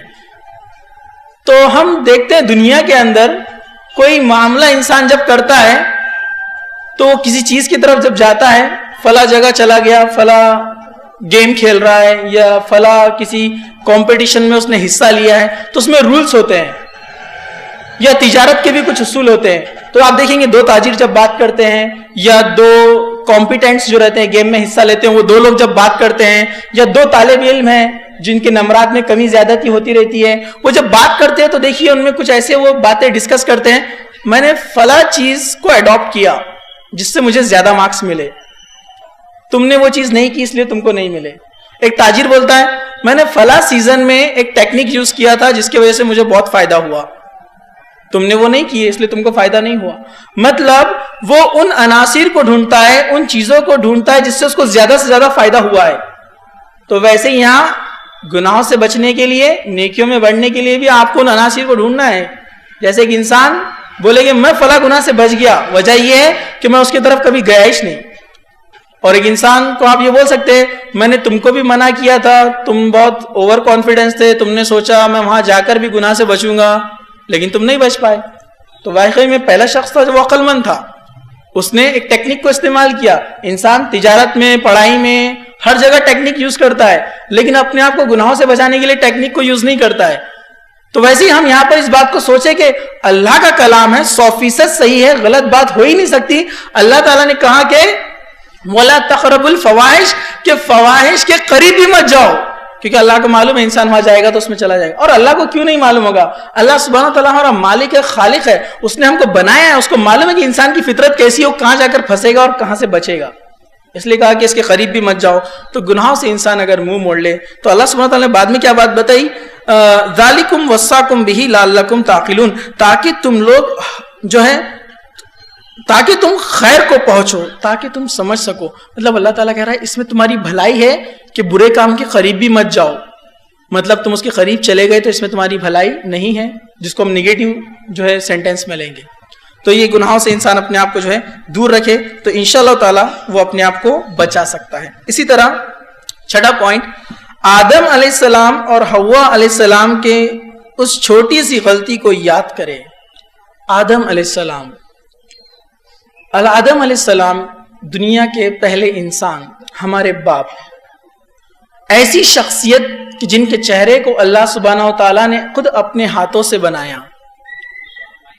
آدم علیہ السلام وہ شخص جن کے تعلق سے اللہ سبحانہ و تعالیٰ نے قرآن مجید میں 25 سے بھی زیادہ جگہ جو ہے ذکر کیا.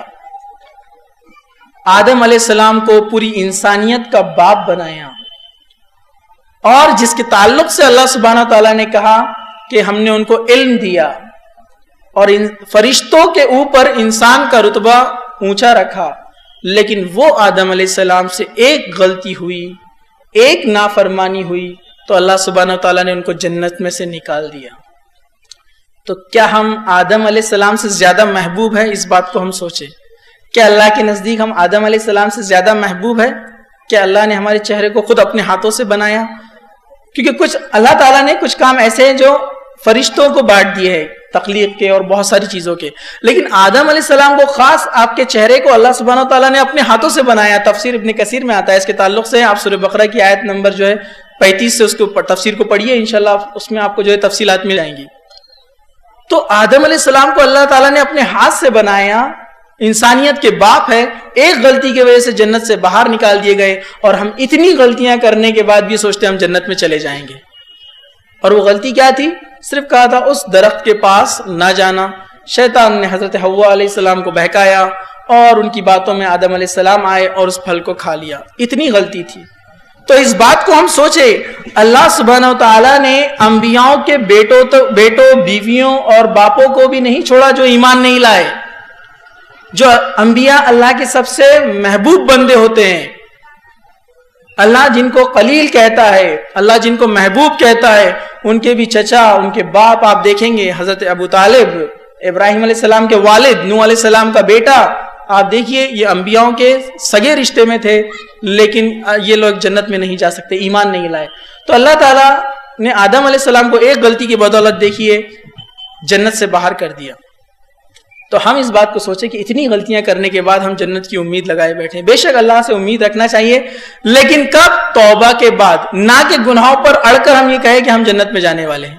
تو یہ اس بات کو بہت غور جو ہے ہم کریں. چلیے 7واں نکات ہم جو دیکھتے ہیں وہ ہے،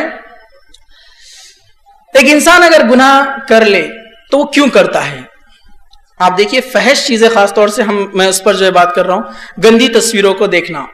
ٹھیک ہے، آج بہت عام ہو چکا ہے، انٹرنیٹ ٹی وی کے ذریعے گھر میں بیٹھ کر لوگ فیملی پورے جو ہے بےہودہ اور فحش چیزوں کو دیکھتی ہے. انسان بےہودہ چیزیں کیوں دیکھتا ہے؟ انسان گانے کیوں سنتا ہے؟ انسان جو ہے ناچ کو پسند کیوں کرتا ہے؟ انسان ان حرام چیزوں کو کیوں لپکتا ہے جس کو اللہ سبحانہ تعالیٰ نے منع کیا ہے؟ بس اس کے تعلق سے کچھ علماء نے کہا کہ انسان کے ذہن کو سکون محسوس ہوتا ہے، شیطان اس کو سکون دلواتا ہے اس میں.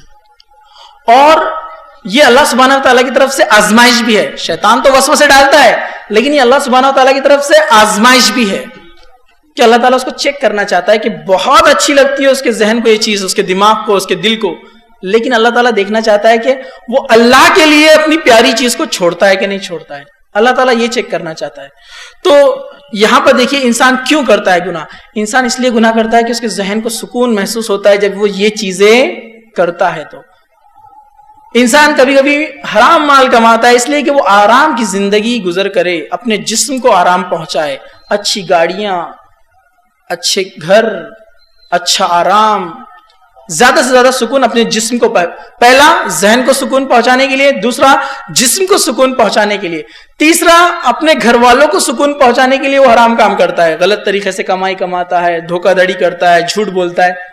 تو انسان 3 لوگوں کے لیے جو ہے کام کرتا ہے، اپنے ذہن کے لیے، اپنے جسم کے لیے اور اپنے گھر والوں کے لیے. اب دیکھیے ان کے تعلق سے ذرا قرآن مجید کیا کہتا ہے، ذرا سنیے آپ. سورہ حامیم سجدہ آیت نمبر 21 ارشاد باری تعالیٰ ہے، وَيَوْمَ يُحْشَرُ عَدَى اللَّهِ إِلَى النَّارِ فَهُمْ يُوزَعُونَ. اور اس وقت خیال کرو جب اللہ کے یہ دشمن دوزخ کی طرف لائے جائیں گے، جو انکار کرنے والے ہیں، جو گناہ میں ملوث تھے. حَتَّى إِذَا مَا جَاءُوهَا شَهِيدًا عَلَيْهِمْ سَمْعُهُمْ وَأَبْصَارُهُمْ وَجُلُودُهُمْ بِمَا كَانُوا يَعْمَلُونَ. تو ان کے اگلے اور پچھلوں کے آنے تک، جہنم کے سامنے کچھ لوگوں کو لا کر کھڑا کر دیا جائے گا، اس کی تفسیر میں آتا ہے، اور ان کے اگلے اور پچھلوں کے آنے تک ان کو وہاں رکایا جائے گا. سب کا حساب ہو رہا ہے نا، سب کو ایک ایک سے لایا جائے گا. پھر سب وہاں پر جب پہنچ جائیں گے تو ان کے کان، ان کی آنکھ اور ان کے جسم، ان کی کھالیں ان پر گواہی دیں گی. مطلب انسان کے منہ کو بند کر دیا جائے گا، پھر بھی وہ بولے گا. کیا بولے گا؟ آگے آتا ہے. اس کی کان، اس کی آنکھ، اس کے جسم، اس کی جو جلد ہے یہ گواہی دیں گی. کیا گواہی دیں گی؟ کہ اس نے کیا کام کیا تھا محفل کے اندر، تنہائی میں، اللہ لوگوں سے چھپ کر، لیکن اللہ تعالیٰ سے وہ نہیں چھپ پایا تھا. تو دیکھیے اب یہ آدمی کیا کہے گا، وَقَالُوا جُلُودِهِمْ لِمَا شَهِدْتُمْ عَلَيْنَا. انسان اپنی جلد سے کہے گا، اسکن سے، تم میرے خلاف گواہی دے رہے ہو. مطلب اس کا اچنبا یہ ہوگا کہ تمہارے لیے تو دنیا میں سب کام کیا تھا میں نے، اب تم ہی گواہی دے رہے. تو جو جلد کو آرام پہنچانے کے لیے، جو آنکھ اور جو کان کو جو ہے خوشی پہنچانے کے لیے، سکون پہنچانے کے لیے اس نے گناہ کیا تھا، سب گواہی دے رہے اس کے خلاف. تو اس کی جلد کیا بولیں گی؟ قالوا انطقنا اللہ الذی انطق کل شیء وهو خلقکم اول مرۃ والیہ ترجعون. تو کیا کہیں گی اس کی جلد، اس کی آنکھ، اس کی ناک، اس کی کان، کیا کہیں گے؟ وہ اپنے جسم کی کھالوں سے کہیں گے تم نے ہمارے لیے خلاف گواہی کیوں دی؟ تو جواب دیں گے ہمیں اس خدا نے، اس رب نے گویائی دی ہے جس نے ہر چیز کو گویائی دی ہے، اور اس نے تم کو پہلی مرتبہ پیدا کیا اور اب اس کی طرف تم کو لوٹنا ہے. مطلب انسان کی جو جلد ہے یہ بھی اللہ کی مخلوق ہے، گواہی دیں گی کہ ہم کو اس نے گویائی دی ہے، اس نے ہم کو یہ چیز دی ہے، بولنے کی صلاحیت، جس نے ہر چیز کو بولنا سکھایا، اب تم کو اس کی طرف لوٹ کر آنا ہے. کچھ لوگ عجیب بات جو ہے سوچتے ہیں کہ جلد کیسے جواب دیں گی، کیسے باتیں کریں گی. یہ قرآن مجید میں جو ہے اذا زلزلت الارض زلزالہا کہا کہ زمین جب سب کچھ بیان کرنے لگیں گی تو زمین کیسے بولیں گی. لوگ انسان سوچتا ہے کیسے زمین باتیں کریں گی. تو سیدھی سی بات ہے کہ انسان ذرا سا سوچے کہ ایک انسان کی زبان ہوتی ہے، دو جبڑے ہوتے ہیں ہونٹ کے اندر، اور وہ باتیں کرتا ہے جب تک وہ زندہ ہوتا ہے، لیکن جب وہ مر جاتا ہے تب بھی اس کے منہ میں زبان ہوتی ہے، جبڑے ہوتے ہیں، ہونٹ ہوتے ہیں، لیکن وہ بات نہیں کر پاتا ہے کیونکہ اللہ تعالیٰ نے اب اس کے لیے حکم بند کر دیا، اب وہ بات نہیں کر سکتا. اسی کے برخلاف آپ دیکھیے کچھ بے جان چیزیں ہیں، کیسٹس ہے، آپ دیکھیں گے DVD ہے، ان کو آپ ڈالیے ایک ڈیوائس میں، وہ چلنے لگتی ہے، اس میں سے آوازیں بھی آتی ہے، تصویر بھی آتی ہے. تو جب انسان اس چھوٹی سی فلم جس کو ٹیریلین کہا جاتا ہے، ایک سبسٹنس آتا ہے جس کے اوپر جو انسان باتوں کو ریکارڈ کرتا ہے، وہ بیان کرتی ہے، تو اللہ تعالیٰ کے لیے کیا چیز مشکل ہے. وہ تو زمین سے، کان سے، آنکھ سے، ناک سے، پیروں سے، رانوں سے، جلد سے بولنے لگائے گا. تو انسان جس کے لیے کرتا ہے وہ اس کے خلاف کیا کرنے والے ہیں؟ قیامت کے دن گواہی دینے والے ہیں. اب جلد بولے تو اس کے جسم کا کوئی الگ حصہ نہیں ہے. آپ بولیں گے جلد گواہی دے رہی تو وہ خود تو جلنے والی ہے، نہیں، اس کو نہیں، تکلیف تو اس انسان کو ہونے والی ہے جس کی وہ جلد ہے. جلد تو ایک حصہ ہے، اللہ تعالیٰ نے اس کو گویائی عطا کی بولنے کی. اس طرح انسان اپنے بیوی بچوں کے لیے کرتا ہے. اللہ سبحانہ و تعالیٰ نے اس کے تعلق سے بھی قرآن مجید میں کہا وَإِذَا جَاءَتِ الصَّاخَّةُ يَوْمَ يَفِرُّ الْمَرْءُ مِنْ أَخِيهِ وَأُمِّهِ وَأَبِيهِ وَصَاحِبَتِهِ وَبَنِيهِ کہ جس دن بس وہ گھڑی آ جائیں گی، وہ وقت آ جائے گا تو انسان اپنے بھائی سے بھاگے گا. بھائی جس کے لیے سب کچھ کرنے کے لیے تیار ہے، دوسروں کو دھوکہ دینے کے لیے تیار ہے، وہ بھائی چھوڑ دے گا اس کو. تجارت میں بھائی کی مدد کے لیے دوسروں کو دھوکہ دیتا تھا، کچھ بھی کرتا تھا.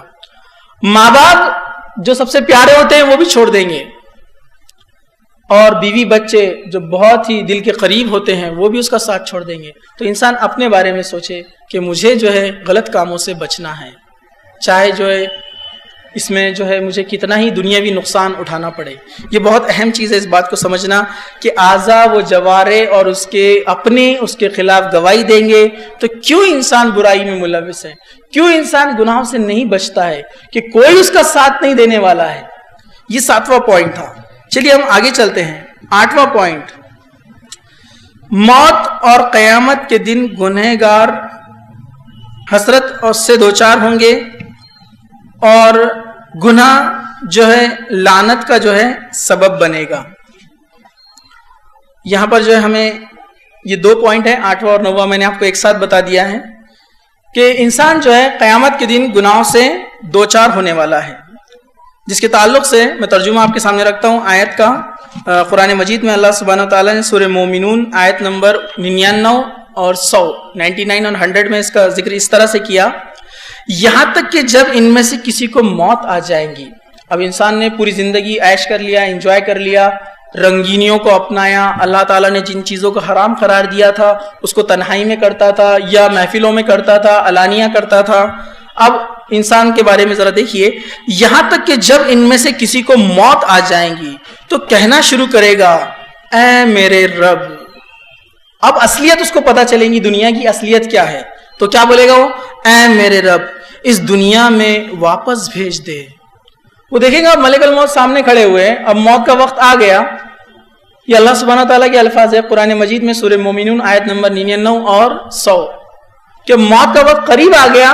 اب اس کو سمجھ میں آ رہا ہے کہ دنیا کیا تھی. تو کیا کہے گا؟ اے میرے رب مجھے دنیا میں واپس بھیج دے جسے میں واپس چھوڑ کر آیا ہوں. مطلب میں دنیا میں جو چیزیں چھوڑ کر آیا ہوں، نیکیاں، نمازیں، تقوی، پرہیزگاری، تو اب جو چیزیں میں چھوڑ کر آیا ہوں میں نیک عمل کروں گا، اب میں جا کر نیک بن جاؤں گا. تو اللہ سبحانہ تعالیٰ کیا کہے گا؟ ہرگز نہیں، یہ تو بس ایک بات ہے جو وہ بک رہا ہے. اب ان سب کے پیچھے ایک برزخ حائل ہو جائیں گی دوسری زندگی کے آنے تک، یعنی قیامت قائم ہونے تک. مرنے کے بعد اس کو برزخ میں رہنا ہے. انسان دنیا میں آتا ہے، مر جاتا ہے، برزخ میں رہے گا، پھر قیامت آئیں گی تو قیامت کو دوسری زندگی سے تشبیہ دی ہے. جب تک اس کو برزخ میں رہنا ہے، اور وہاں جو برے لوگ ہوں گے وہ سزا پاتے رہیں گے، اور جو نیک لوگ ہوں گے برزخ میں آرام کرتے رہیں گے قیامت تک. تو اب انسان یہ افسوس کرے گا دنیا میں جو کچھ کر کر آیا. دیکھیں انسان دنیا میں لذت کتنی اٹھاتا ہے، جو برے اور فحش کام جو کرتا ہے، گندی چیزوں کو دیکھ لیا، لذت آ گئی جسم میں، 5 منٹ 10 منٹ 15 منٹ آدھا گھنٹہ 1 گھنٹہ لذت کا مزہ لے لیا. اور آپ دیکھیے ہر مومن بندہ فحش کام، گندے کام، برے کام کرنے کے بعد یہ سوچتا ہے کہ میں نے غلط کیا. مطلب ابھی اس کے اندر ایمان باقی ہے کہ وہ غلط کو غلط سمجھ رہا ہے، اور جو غلط کو غلط بھی نہ سمجھے تو اسے تو اور زیادہ ڈرنا چاہیے، یا کسی اور نے اس کو ڈرانا چاہیے، بتانا چاہیے ایمان کے تعلق سے، کیونکہ اس کے لیے تو بہت مشکل ہے ابھی راہ ہدایت کی. لیکن آپ دیکھیں گے ہم میں سے اکثریت گناہ کرنے کے بعد اپنے دل میں خیال لاتے ہیں کہ یہ مجھے نہیں کرنا چاہیے تھا. وہ سوچتا ہے اس کے اوپر، مطلب ابھی ایمان اس کے دل میں باقی ہے، لیکن پھر بعد میں وہ گناہ پھر سے کرتا ہے، پھر اس کے بعد وہ گناہ پھر سے کرتا ہے. لیکن جب تک اس کے دل میں یہ چیز باقی ہے کہ یہ کام غلط تھا، مجھے نہیں کرنا چاہیے، تو اس کے لیے توبہ کے دروازے کھلے ہوئے ہیں. لیکن یہ جو ہمارا 8واں پوائنٹ ہے یہ بہت اہم ہے ایسے شخص کے لیے جو گناہ کرتا ہے، پھر توبہ کرتا ہے، گناہ کرتا ہے، اور ایک ہی گناہ کو کرتا ہے، توبہ کرتا ہے، گناہ کرتا ہے، توبہ کرتا ہے کہ یہ گندا کام تھا، غلط کام تھا، مجھے نہیں کرنا چاہیے تھا. یہ ایمان کی نشانی ہے کہ ایمان ابھی ہے اس کے اندر. لیکن پھر دوسرے دن کیا کرتا ہے؟ وہ پھر سے وہی کام کرتا ہے، پھر بعد میں اس کو احساس ہوتا ہے، پھر بولتا ہے توبہ کر لیتا ہے، نماز کو جاتا ہے، پھر اس کے بعد پھر وہی غلط کام کرتا ہے. تو ایسے آدمی کے لیے یہ پوائنٹ بہت اہم ہے کہ جب اگر وہ یہ سوچے کہ ٹھیک ہے اس نے آج یہ گناہ کیا اور توبہ کر لی، تو دوسرا گناہ جب وہ کرنے جائے تو یہ سوچے کہ اگلی توبہ کے لیے اگر میں زندہ نہیں رہا تو، اگر اللہ سبحانہ تعالیٰ نے میری پکڑ کر لی تو کیا ہوگا. تو یہ آیت کو آپ بہت ہی اچھے سے ذہن نشین کر لیجئے. سورہ مومنون آیت نمبر 99 اور 100. یہاں تک کہ جب ان میں سے کسی کو موت آ جائے گی تو کہنا شروع کرے گا اے میرے رب اس دنیا میں مجھے واپس بھیج دے، میں واپس جاؤں گا جو کچھ چھوڑ کر آیا ہوں، میں نیک عمل کروں گا. تو اللہ سبحانہ تعالیٰ نے کہا ہرگز نہیں، کبھی نہیں ہو سکتا ہے، یہ امپاسبل ہے کسی کا واپس آنا. موت کا وقت آ گیا تو اب موت ہے، کوئی چھوٹ نہیں ہے، کوئی سپلیمنٹری ایگزام نہیں ہے، کوئی آپ کو دوسری مہلت نہیں دی جائیں گی. کہا ہرگز نہیں، یہ تو ایک بات ہے جو تو بک رہا ہے، جسے تو پیچھے چھوڑ کر آیا ہے. اب تیرے اور اگلی زندگی کے درمیان ایک برزخ ہے، اس کو برزخ میں بھیج دیا جائے گا. یہ بہت اہم چیز ہے کہ اس بات کو ہم سمجھے. اللہ تعالیٰ نے کیوں کہا کہ بس یہ تو ایک بات بک رہا ہے، یہ تیری ایک بس بات ہے؟ کیونکہ آپ دیکھیے دنیا میں تو انسان کئی وعدے کر چکا ہے نا اللہ تعالیٰ سے، انشاءاللہ اب میں کل سے ایک دم سدھر جاؤں گا، تمام گناہوں کو چھوڑ دوں گا، نیک بن جاؤں گا، کوئی غلط کام نہیں کروں گا، کوئی برا کام نہیں کروں گا. لیکن پھر اگلے دن کرتا ہے، پھر توبہ کرتا ہے کہ اب میں یہ جمعہ سے ایک دم سدھر جاؤں گا، ایک دم نیک بن جاؤں گا، پھر غلط کام کرتا ہے. پھر کہتا ہے اب یہ رمضان سے میں سدھر جاؤں گا، اب رمضان کے بعد کوئی غلط کام نہیں کروں گا. تو اللہ تعالیٰ اس کو کئی مہلتیں پہلے دے چکا ہے، اس لیے اللہ تعالیٰ نے آخری موت کے وقت اس کی بات نہیں سنی. کہا کہ بس یہ تیری بات ہے، بس جو تو بول رہا ہے، بس تو بک رہا ہے، یہ تو سدھرنے والا نہیں ہے. مطلب اللہ تعالیٰ کے علم میں ہیں ساری چیزیں. تو ہمیں اس بات کو سوچنا چاہیے. یو کے ایک بڑے جو ہے مشہور سنگر ہے کیٹ اسٹیون، جو بعد میں یوسف علیہ السلام ہو گئے، جنہوں نے اسلام قبول کیا 1970 کے پہلے کی بات ہے. تو ان کو اصل میں پڑھنے کا بہت شوق تھا، کتابیں بہت تفصیل سے پڑھتے تھے یہ، اور بائبل بھی پوری پڑھی تھی کیونکہ عیسائی تھے. کسی مسلمان دوست نے ان کے برتھ ڈے پر ان کو قرآن مجید تحفے میں دے دیا، کیونکہ اس شخص کو معلوم تھا کہ یہ انسان کو کتابیں پڑھنے کا شوق ہے اور بہت ہی گہرائی کے ساتھ کتابوں کو پڑھتا ہے یہ آدمی. یہ جو سنگر تھا، بہت مشہور سنگر تھا وہ شخص. تو یہ کیٹ اسٹیون جو ہے، انہوں نے جب کتاب لی اور اس کو قرآن مجید کو پڑھنا شروع کیا، اور قرآن مجید پڑھتے پڑھتے انہوں نے جب وہ کنفیوز ہونے لگے کہ اسلام حق ہے، کرسچینٹی حق ہے، کیا چیز صحیح ہے، اور وہ مطلب بہت متذبذب تھے کہ قرآن کی ان کو کچھ باتیں اچھی لگ رہی تھی، عیسائیت کی کچھ باتیں اچھی لگ رہی تھی. پھر آخر کار ایسا ہوا کہ بہت سارا قرآن مجید کا حصہ جب وہ پڑھ چکے تو انہیں ایسا لگا کہ قرآن پڑھ لینا چاہیے یا اسلام کو قبول کر لینا چاہیے. لیکن بعد میں تھوڑے سے وہ ڈگمگا رہے تھے کروں یا نہ کروں یہ. لیکن انہوں نے جب یہ آیت پڑھی سورہ مومنون کی 99 اور 100 کہ انسان کہے گا مجھے واپس ایک مہلت دی جائے، میں جاؤں گا اور نیک بن جاؤں گا، اللہ تعالیٰ کہے گا ہرگز نہیں، دوسرا کوئی چانس نہیں ہے. تو انہوں نے کہا کہ بس اس آیت نے مجھے مجبور کر دیا اسلام قبول کرنے پر کہ مرنے کے بعد دوسرا چانس نہیں ہے، واپس دنیا میں نہیں بھیجا جائے گا، اور انہوں نے اسلام قبول کر لیا. تو یہ بہت اہم چیز ہے. انسان جب موت کے قریب چلا جائے گا تو اس کو نہ اس کے رشتہ دار واپس لا سکتے ہیں جن کے لیے اس نے جو ہے غلط کام کیے، گناہ کے کام کیے، نہ جو اس کی خواہشات، اس کا نفس، اس کا مال، کوئی چیز اس کو واپس نہیں لا سکتی. تو اس بات کو جو ہے ہم اچھے سے ذہن نشین کریں کہ یہ موقع جو ہے دوبارہ انسان کو نہیں ملے گا مرنے کے بعد. تو وہ اپنی ہی زندگی میں جو ہے توبہ کرے اور برے کاموں سے اپنے آپ کو جو ہے بچا لے اور توبہ کر لے. 9واں اور آخری پوائنٹ ہے گناہ لعنت کا سبب بنے گا. یہ ہمارا آخری پوائنٹ ہے. اللہ سبحانہ وتعالیٰ نے سورہ مائدہ آیت نمبر 78 اور 79 میں اس کا ذکر کیا. لُعِنَ الَّذِينَ كَفَرُوا مِن بَنِي إِسْرَائِيلَ عَلَى لِسَانِ دَاوُودَ وَعِيسَىٰ ابْنِ مَرْيَمَ ذَلِكَ بِمَا عَصَوْا وَكَانُوا يَعْتَدُونَ كَانُوا لَا يَتَنَاهَوْنَ عَنِ الْمُنكَرِ فَعَلُوا لَبِئْسَ مَا كَانُوا يَفْعَلُونَ. بنی اسرائیل کے کافروں پر عیسیٰ علیہ السلام اور حضرت داؤد علیہ السلام کی زبانی لعنت ہوئی، وہ اس وجہ سے کہ وہ سرکش ہو گئے تھے اور نافرمانیاں کرتے تھے. مطلب وہ دین میں جو ان کو احکامات دیے گئے تھے اس کی نافرمانی کرتے تھے، اس لیے داؤد علیہ السلام نے بھی ان پر لعنت کی اور حضرت عیسیٰ ابن مریم جو ہے علیہ السلام نے بھی ان پر لعنت کی. مطلب انبیاءوں کی ان پر لعنت ہوئی ہے جنہوں نے دین کے اندر انحراف کیا اور حق کا انکار کیا اور گناہوں سے اپنے آپ کو نہیں بچایا. اسی طرح سے آپ نے جو ہے سورہ بقرہ کے اندر بھی ایک واقعہ آپ نے پڑھا ہوگا، سورہ المائدہ کے اندر بھی، کہ ہفتے والوں کا جو اللہ سبحانہ وتعالیٰ نے حال کیا تھا، ان کو بندر اور سور بنا دیا تھا کیونکہ انہوں نے اللہ سبحانہ وتعالیٰ کے حکم کو نہیں مانا تھا کہ اس دن ان کو شکار نہیں کرنا ہے. انہوں نے چال بازیاں کی، اللہ تعالیٰ نے ان کو سزا دی. تو ایسے اللہ سبحانہ وتعالیٰ نے دنیا کے اندر بہت سارے قوموں کو کے اوپر لعنت بھیجی، ان کو عذاب دیا دنیا میں بھی اور آخرت میں بھی. میں ایک حدیث آپ کے سامنے بیان کرتا ہوں کہ گناہ کی سزا کتنی سخت ہے جن کو ہم کبھی کبھی چھوٹا سمجھتے ہیں. ایک حدیث ہے صحیح البخاری اور مسلم کی، متفق علیہ حدیث ہے. موسیٰ بن اسماعیل، جریر بن حازم، ابو رجا، سمرہ بن جندب رضی اللہ عنہ سے روایت آتی ہے کہ نبی کریم صلی اللہ علیہ وسلم نے ایک بار فجر کی نماز پڑھائی، اور یہ آپ کا معمول تھا کہ آپ فجر کی نماز کے بعد لوگوں کے طرف متوجہ ہوتے ہیں اور پوچھتے تم میں سے کسی نے کوئی خواب دیکھا ہے کیا؟ تو لوگ اپنے خواب بیان کرتے، آپ اس کی تشریح کرتے. ایک بار آپ نے ایسے ہی سوال کیا کہ تم میں سے کسی نے کوئی خواب دیکھا ہے کیا؟ سب نے کہا کہ ہم نے خواب نہیں دیکھا. اللہ کے رسول صلی اللہ علیہ وسلم نے فرمایا کہ میں نے خواب دیکھا ہے. میں نے خواب دیکھا کہ دو لوگ میرے پاس آئے، اور یاد رکھیے جو نبیوں کے خواب ہوتے ہیں وہ سچ ہوتے ہیں، وہ حقیقت ہوتے ہیں. کہا کہ میرے پاس دو لوگ آئے اور مجھے لے گئے. مجھے لے جانے کے بعد وہ ارض مقدس پر پہنچے، اور ارض مقدس پہ پہنچنے کے بعد انہوں نے مجھے ایک شخص سے ملایا.